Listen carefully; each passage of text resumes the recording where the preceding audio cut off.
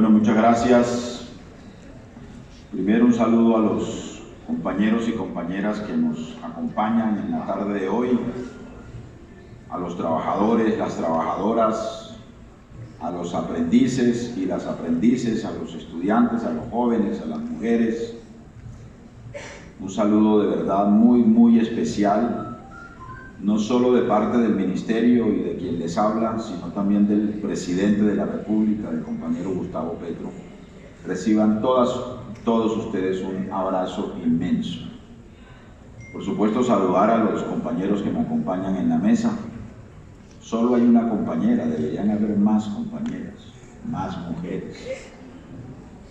A Mafe Zuluaga, que es nuestra directora territorial, a mi amigo el senador León Freddy Muñoz, un luchador de toda la vida, y por supuesto al compañero Sebastián Ochoa, al compañero Fabio Vergara y al compañero Over Dorado, secretario general de la Central Unitaria de Trabajadores. Hemos querido, estimados compañeros y compañeras, convocar esta audiencia porque hemos decidido hacer un recorrido por todo el país. Lo empezamos a hacer el año pasado a finales, con este formato de audiencias públicas en cada uno de los departamentos de Colombia. Ya hicimos una audiencia en el departamento de Sucre, hicimos una segunda audiencia en San Andrés y Providencia, nuestra Colombia insular que a veces olvidamos con frecuencia, solo nos acordamos cuando vamos a echar una paseada, a bañarnos en el mar, porque es un pedazo de nuestra nación y de nuestro territorio. Y esta es la tercera audiencia que estamos adelantando en este recorrido, en esta especie de expedición por los derechos laborales en toda Colombia. Vamos a hacer, repito, audiencias como estas en cada uno de los departamentos del país. Ahora, ¿cuál es el propósito de este espacio, de estas audiencias?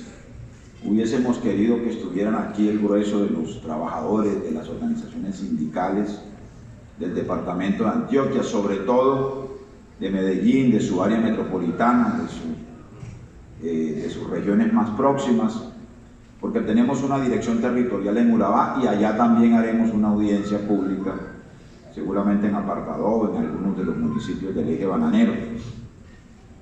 Pero el propósito de esta audiencia, y por eso es muy importante que acudan las organizaciones de trabajadores, sé que es difícil que acudieran un viernes en la tarde, los paisas también son tan rumberos como los barranquilleros y los cartageneros, pero queríamos establecer este diálogo y esta conversación porque lo que queremos con estas audiencias es un poco resetear, si se me permite la expresión, es mapear los conflictos laborales en esta región del país. No solo para reconocerlos, para dimensionar su alcance, su profundidad, su complejidad. Algunos conflictos son menos complejos, otros son relativamente complejos. Tienen que ver con el nervio de la economía del país y de la economía de la región. Repito, no solo queremos conocer en mayor detalle esos conflictos, sino que sobre todo podamos definir estrategias de intervención desde el Ministerio del Trabajo. Estrategias que busquen superar esos conflictos, pero en clave de protección de los derechos de las trabajadoras y de los trabajadores. Porque este ministerio, en este gobierno del cambio, no es un ministerio para ponerse al servicio del gran empresariado que supone equivocadamente que la productividad de una economía o que el crecimiento de una economía y que la generación de riqueza de una economía tiene que estar acompañado o tiene que ser el correlato de la negación de los derechos de los trabajadores y de las trabajadoras. Nosotros nos colocamos en una perspectiva absolutamente distinta. Y por eso decimos cada vez que podemos que este ministerio no solo es el ministerio del trabajo, sino que es el ministerio de los trabajadores y de las trabajadoras en este gobierno. Y por esa razón ha pasado lo que ha pasado en este gobierno en relación con la agenda laboral. Ya lo decía Leonfredi y lo han dicho los compañeros. Nos hemos dotado no solo de una voluntad política y de una decisión política del propio presidente de la República, sino que también hemos avanzado en una reforma laboral, la reforma social más importante que se haya expedido en Colombia después de expedida la Constitución de 1991.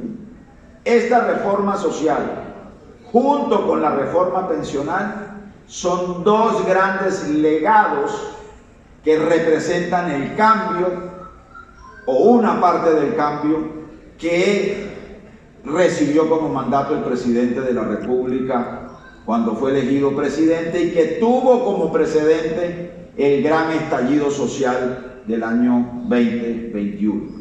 Porque ese programa de gobierno que votamos en el 22 recogía reivindicaciones recientes y reivindicaciones históricas de la sociedad colombiana, de las mayorías nacionales, y en esas reivindicaciones, al centro de las mismas, estaban estas demandas y estas reivindicaciones que tienen que ver con el mundo del trabajo y con los derechos laborales de los trabajadores y trabajadoras de Colombia.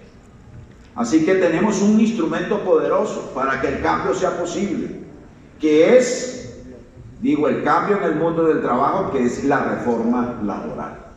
Y teníamos el desafío, primero, de ganar esa reforma en el Congreso de la República. Fue luchada esa reforma, fue acompañada de una extraordinaria movilización popular, con un componente de movilización juvenil muy importante de parte de los aprendices del SENA. Y fue gracias a una convocatoria de una consulta popular que desató las fibras de la gente y la movilización, lo que hizo posible que el Congreso se doblegara ante la gente y que el Congreso tramitara finalmente y de manera exitosa la reforma, que en todo caso salió aprobada con muchas negativas y con disposiciones que redujeron los alcances reformistas que nos proponíamos con la ley laboral o con el proyecto de ley laboral del gobierno del presidente Gustavo Petro. Tenemos un instrumento y nos hemos propuesto, era el segundo desafío, que ese instrumento no fuera letra muerta, que no nos pase como pasa con buena parte de la Constitución del 91, que es un cúmulo de promesas incumplidas. Y por esa razón el ministerio y sus direcciones territoriales, sus directores, sus funcionarios del orden nacional, todos los días nos proponemos una tarea, o 2, o 3, o 10, o 100 en todo el territorio nacional, para que la reforma laboral no sea letra muerta y para que de verdad sea un instrumento de cambio en el mundo del trabajo en favor de los trabajadores y trabajadoras de Colombia. Ustedes nos han visto haciendo inspección todos los días. Hoy estamos inspeccionando la Contraloría Departamental de Antioquia porque hemos recibido serias denuncias de prácticas antisindicales y de despidos violando la estabilidad laboral de trabajadores y trabajadoras, seguramente por razones políticas por parte del señor Contralor Departamental. Y estamos haciendo inspecciones en Bogotá, en la empresa Transmilenio, y estamos haciendo inspecciones, por ejemplo, en Home Center, también porque hemos recibido denuncias. Y hemos hecho en el pasado reciente, hace unos días, inspecciones en las empresas de Nutresa, principalmente en la planta de Alpina, en Socó, en el departamento de Cundinamarca. Y hemos hecho inspecciones en supertiendas olímpicas y en tiendas de uno. Y hemos hecho inspecciones en la empresa que fabrica los atunes Bancams. Y estamos haciendo inspecciones todos los días. Esas inspecciones las hemos denominado inspecciones para el cambio. para el cambio del mundo laboral. ¿Y qué hallamos allí? Violaciones a los derechos de los trabajadores, precarización laboral, intermediación, prácticas antisindicales, condiciones de seguridad y salud en el trabajo que ponen en riesgo la salud de los trabajadores y trabajadoras. En el sector salud nos encontramos con la nefasta práctica del contrato sindical que precariza en nombre de los sindicatos a los trabajadores de la salud, enfermeras, médicos, especialistas y demás. Hemos hecho inspecciones en centros hospitalarios. En días pasados lo hicimos en el Hospital Universitario del Valle del Cauca, que es un centro hospitalario capturado por el clientelismo y por la intermediación laboral. En fin, hacemos inspección con una perspectiva de mejorar y de proteger derechos, de mejorar condiciones laborales y de proteger derechos. Muchas de esas inspecciones terminan en investigaciones y en sanciones ejemplares, y muchas otras en mesas de diálogo tripartito que permiten negociar planes de mejoramiento en las empresas. Bueno, esa es una de las acciones que estamos haciendo. Otra de las acciones que estamos adelantando es reglamentando la reforma, expidiendo decretos que le den mayor alcance a la reforma aprobada. En días pasados, por ejemplo, el pasado 6 de marzo, expedimos el decreto 234 del 2026 que establece la negociación colectiva y multinivel como un derecho colectivo que debe ser acatado en el país y que va a modificar la manera como se negocian los pliegos de peticiones y las convenciones colectivas en las empresas privadas, porque ya lo veníamos haciendo en las instituciones públicas desde el año 2024, cuando expedimos el decreto que reglamentó la negociación multinivel en el sector público. Así que, como esos temas, también hemos reglamentado otros y estamos avanzando en aplicar la reforma laboral, por ejemplo, en la formalización laboral. Porque ustedes, los que conocen la reforma, sabrán que allí se establece que la regla general en Colombia, en el mundo del trabajo, debe ser el contrato a término indefinido, para superar esa vagabundina del contrato a labor o del contrato por prestación de servicios o del contrato a término fijo, que rompió con la estabilidad laboral de los trabajadores y trabajadoras de Colombia y que fue derivado de gobiernos de corte neoliberal que impusieron una contrarreforma en el 2002 en tiempos del entonces presidente Álvaro Uribe Vélez, que hoy salen a prometer el futuro cuando lo que representan es el pasado en materia de derechos de los trabajadores y trabajadoras. Así que formalización laboral. Nos hemos propuesto formalizar 500.000 trabajadoras domésticas, que son trabajadoras del cuidado. Son las que nos cuidan quienes tenemos trabajadoras domésticas en nuestras casas. No son sirvientas, no son sirvientas. Son trabajadoras que gozan de los mismos derechos de cualquier trabajador en Colombia y en el mundo. 500.000. Nos hemos propuesto formalizar 440.000 trabajadores y trabajadoras de las plataformas de reparto. Esas muchachas y muchachos, o un poco más adultos, que transitan por nuestras ciudades, que nos prestan el servicio de un domicilio, un domingo, un sábado, a cualquier hora del día, pero que transitan en bicicletas, en motocicletas, sin ningún tipo de protección en riesgos laborales, sin ningún tipo de contrato laboral, sin protección social, sin seguridad social. Vamos en un acuerdo con las plataformas de reparto a formalizar a esos trabajadores, 440.000. Y vamos a formalizar 60.000 madres comunitarias vinculándolas al Instituto Colombiano de Bienestar Familiar. Ya empezamos a formalizar y a vincular más de 2.300 madres comunitarias y trabajadoras de los jardines infantiles.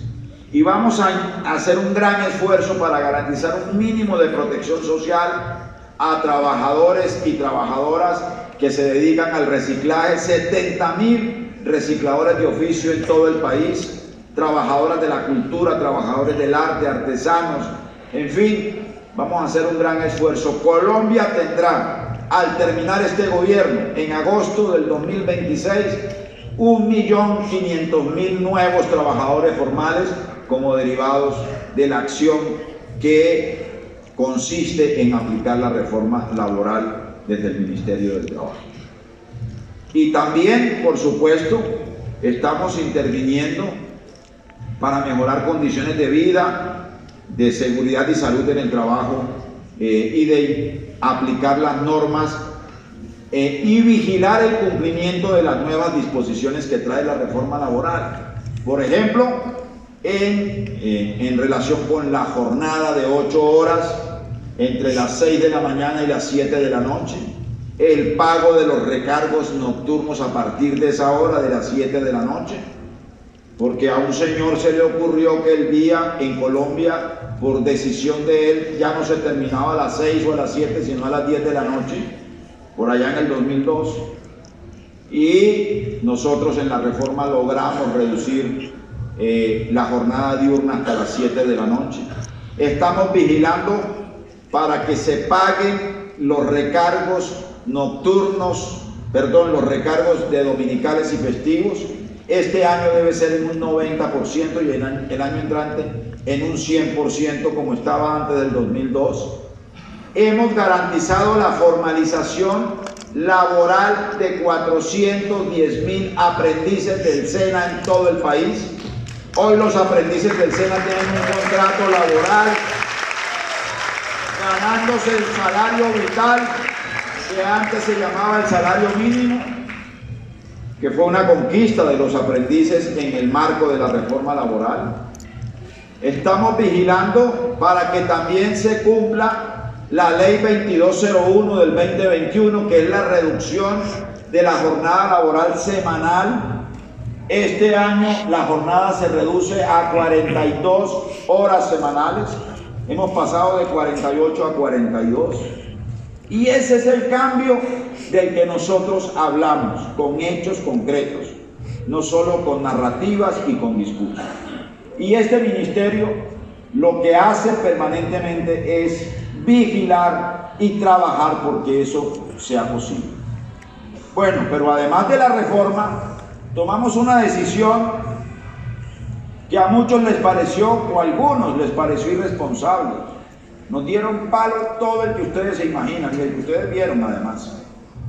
Porque el presidente de la República decidió que en Colombia el salario ya no fuera mínimo, sino que fuera vital. Eso está en la Constitución Nacional, en el artículo 53.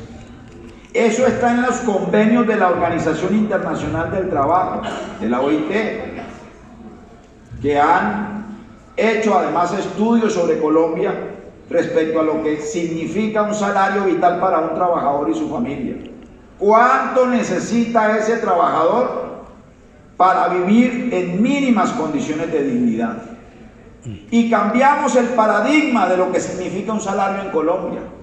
Repito, ya no solo es un salario mínimo, sino que es un salario que se aproxime a esos mínimos de condición vital o de vida en condiciones de dignidad para el trabajador y su familia. De tal suerte que el salario ya no solo es el pago de un servicio, sino que el salario es el pago de un servicio y el mínimo de condiciones de dignidad del trabajador y su familia. Incrementamos el salario en lo corrido del presidente Gustavo Petro en un 60% nominalmente hablando. El primer año el incremento fue del 16%, el segundo año fue del 12%, el tercero del 9.5% y el cuarto año, este año, lo incrementamos en un 23%, el incremento más alto en la historia del salario en Colombia, para que nos aproximáramos al salario vital que aconseja la OIT y para que disminuyéramos la brecha de 28 puntos porcentuales que habían entre el salario mínimo y el mínimo vital establecido por la Organización Internacional del Trabajo. Bueno, y se nos quiso venir el mundo encima. Las vacas sagradas de la economía del país anticiparon que aquí iba a haber una catástrofe económica, que iban a morirse los empleos por cientos y por miles, que la economía iba a colapsar y que aquí iba a haber una suerte de apocalipsis en el mundo de la economía y en el mundo del trabajo. Es carreta, porque está ocurriendo todo lo contrario. Colombia está creciendo al 2.6%, por encima, muy por encima, casi al doble del promedio de los países de la OCDE, de la Organización para la Cooperación y el Desarrollo Económico, la OCDE, que está creciendo al 1.5%. Tenemos la tasa de desempleo más baja del siglo en Colombia. La recibimos casi en el 12% y estamos en el 8.9. En algunos meses hubo tasa de desempleo del 7% en noviembre del año pasado o del 8.2% en diciembre. Nos decían que se iba a disparar la inflación, que a los pobres no se les puede dar más plata, porque entonces se llenan de codicia y se disparan los precios de los bienes de consumo básico. Mentiras. La inflación en enero creció 0.25% con respecto a enero del 25, con un incremento salarial del 23%. La inflación en febrero disminuyó respecto a la de enero. Nos decían que iba a aumentar la informalidad, que entonces los empleadores y las empresas iban a echar la gente y la gente se iba a ir a la informalidad. La informalidad está bajando. La informalidad de enero es 2.5 menos que la informalidad de diciembre del 2025. 5 puntos porcentuales, perdón, no 2.5. Y nosotros recibimos la informalidad en el 58 y la tenemos en el 55%. Los empleos que se están generando en Colombia son mayores empleos formales que empleos informales. Claro, también hay empleos informales creciendo, pero son más los empleos formales que se generan que los informales. Así que esos que anticipaban catástrofes, pues se quedaron con los crespos hechos, porque está ocurriendo todo lo contrario. Nosotros estamos convencidos, como lo aconsejan ciertas doctrinas económicas, que el incremento de los ingresos de los trabajadores reduce brechas salariales, genera demanda agregada. Esa demanda agregada tiene un inmenso potencial de convertirse en consumo multiplicador, y el consumo multiplicador activa el crecimiento de la economía y con ello se generan más y mejores empleos. Es lo que está ocurriendo y es lo que estamos demostrando. Repito, desafiando a las vacas sagradas de la economía.